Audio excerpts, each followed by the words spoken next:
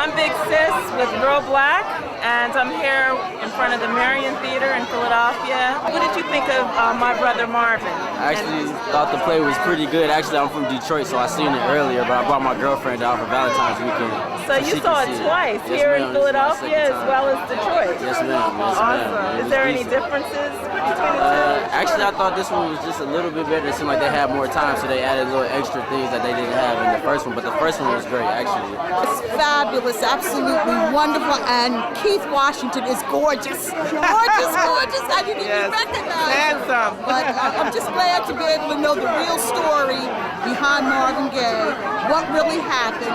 I enjoyed the play. It was fabulous. I thought the music was wonderful. I thought that the people had excellent voices, and they really did a wonderful job creatively sharing the story of Marvin Gaye. I just would encourage everybody to come and see it because it was wonderful. Thank you. Hi, my name is Keith Washington. I play Marvin Gaye, the sexy Marvin Gaye with the smooth, sexy facial hair. Hi, I'm Zeola Gaye. I'm Marvin's baby sister, and I am the writer of this play. How you doing? I'm Clifton Powell. I play Marvin Sr. and director of this play, My Brother Marvin.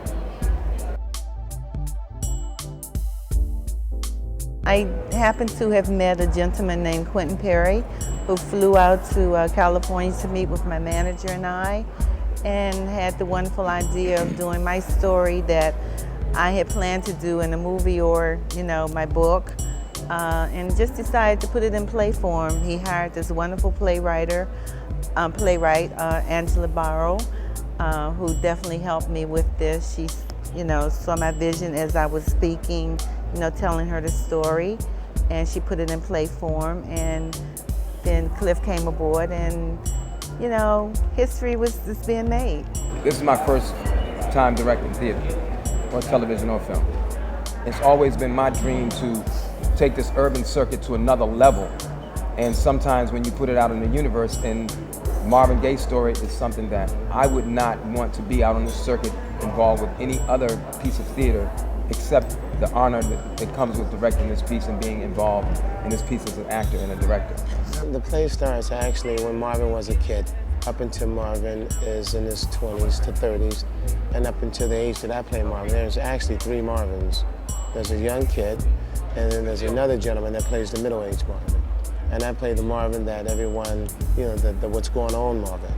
It reveals all the truth, and it does. I want to set the record straight of all the innuendos that's been out there, all the things that's been said and written by all these different people and writers who was not in my home, who did not grow up with me and my brother.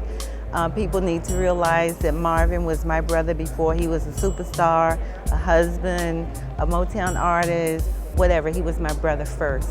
I knew him. So I'm telling the story from the family's perspective of growing up with him, the relationship between he and my father, what would lead up to that tragic day. I'm not holding back any punches, and I'm doing this to set my family free and also myself. I think Marvin Gaye Sr. was a child of God who came out of an environment, and one of the things that we talk about in this play is how we pass dysfunction down the line. And it starts when you're a child. His mother was tough on him. He transferred a lot of that to Marvin and Zeola and Frankie and Jeannie. And basically parents raise their children the way they've been raised. And then coming from a different era, he was a disciplinarian, and there were a lot of other different things going on, and we just trying to portray, he still was human, and he was a good person, but he had issues and things that he had to deal with. My father wasn't as hard on Marvin as some people think. Yes, Marvin was a very different child, and because I believe God touched him early, and back in that era, we didn't understand that. He was looked at as being a kid that was just rebellious, but it wasn't like being rebellious. He was in his own thing with God then. I have to tell you, I watched the play from the beginning to the middle to the end. And when I'm watching this play from the beginning, middle, I'm those guys, you know, because ultimately it comes down to me finishing the production, you know. So I draw from the kid, I draw from Tony, you know, the middle Marvin, and I use all that to, you know, to make it one, you know what I mean? So when it comes to me, I've generated all the energy from those two kids, you know what I mean?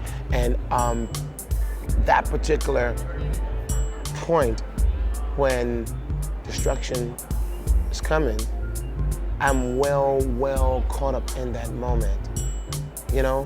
I'm well caught up in it, and I do not, and every night I make it not like I know what's going to happen.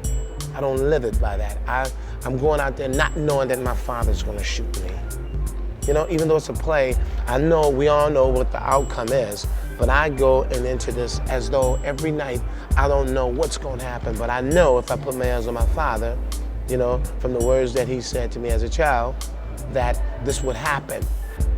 And, you know, so every night is very fresh and new, and it's very painful.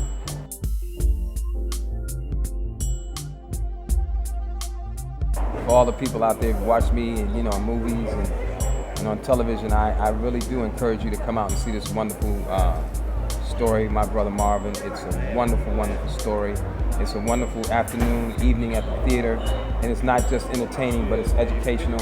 Bring your children so you can talk to them about some of the things that we deal with in this play, so that we can, you know, change the generations coming after us in terms of being dysfunctional, being issues that we all have, family issues, that we discuss them and we get help if we need it. That's what ultimately this spiritual journey that you'll go on when you come see this play is all about. I want everybody in Philly to come out and support this particular piece. It's magnificent. It's very educational.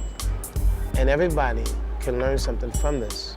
And if there's somebody that's going through certain things in their lives that compares, you know, to this, you know, perhaps you can pull something out of this and be a savior for them and help them get themselves together. I'm Zeola Gaye.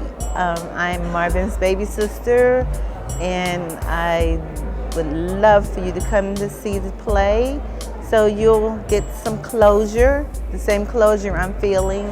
If you have any questions or you wonder why a father would kill his son, come to the play, because I'm exposing everything. I'm telling the truth. And I know that's what Marvin would want me to do.